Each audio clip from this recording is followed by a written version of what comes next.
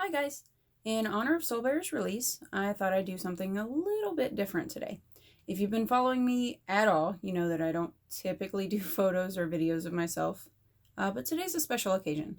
So I'll be reading the prologue of Soulbearer for you. If you read my latest blog post, you know that the prologue is the scene that inspired the entire story. It sets it all up very nicely, shows how the world works, all that. And you meet the main characters in the first and second chapter after that. So, without further ado, let's get started.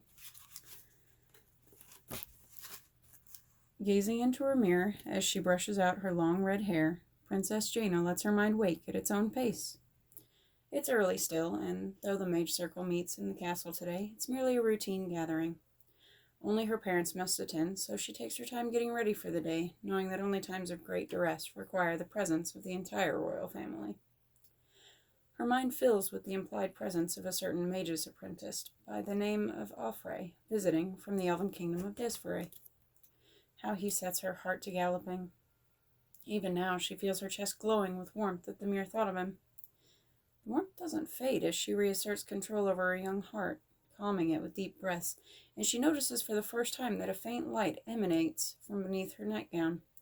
Her skin prickles as the heat intensifies. She sets the brush down on her hand-carved dressing table and pushes the frills and folds of her gown aside, revealing the necklace she's worn every day for years.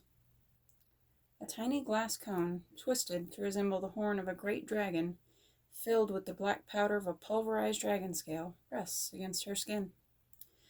Now, a terrible red light oozes from it, and the pendant burns her skin.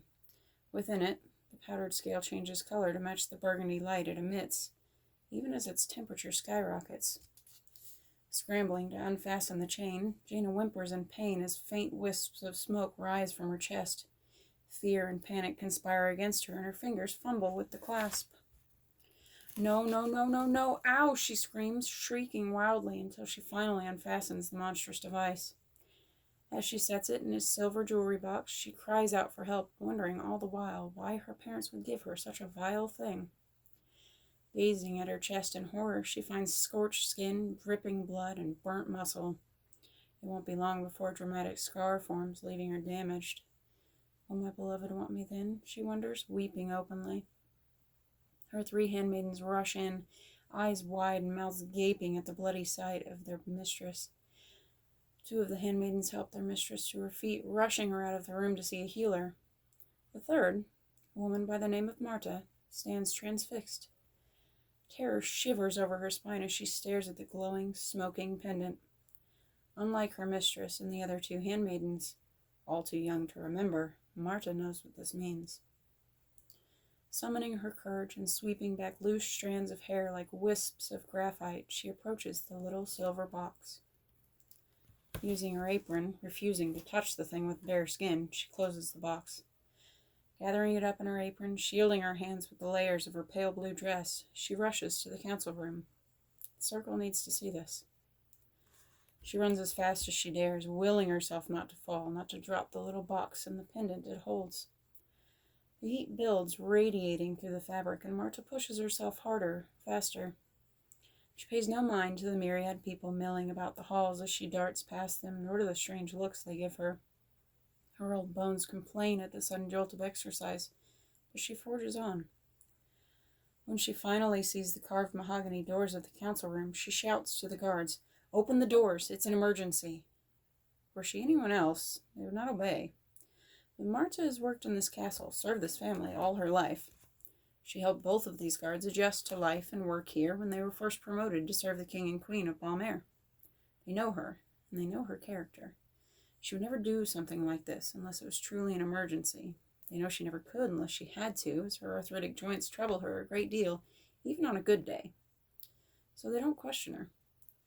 They throw the doors open wide, and she rushes through, shocking everyone inside.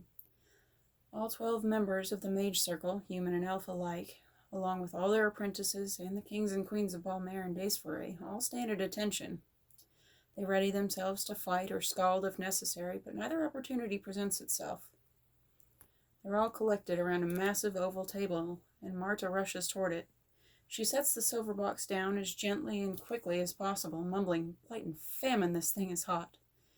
As soon as the box leaves her possession, she drops to a knee, concealing a groan of agony as her bones pop and grind together. By now, the eerie red light shows clearly through the jewelry box. The elder mage, an impossibly old elf, approaches cautiously. "What have you brought us?" he asks. Condescension is clear in his tone, but so is curiosity. "It's the pendant. You need to see it." Then, gentling her tone as her mothering instincts kick in, she adds, "Be careful. It's mighty hot." Pulling leather gloves from the pocket of his forest green robes, the elder mage dons them and picks up the little box. He feels the heat through the gloves, but doesn't flinch. Fear grasps his heart, and dread fills his stomach, weighing it down like stone. It pulls his lips into a deep frown.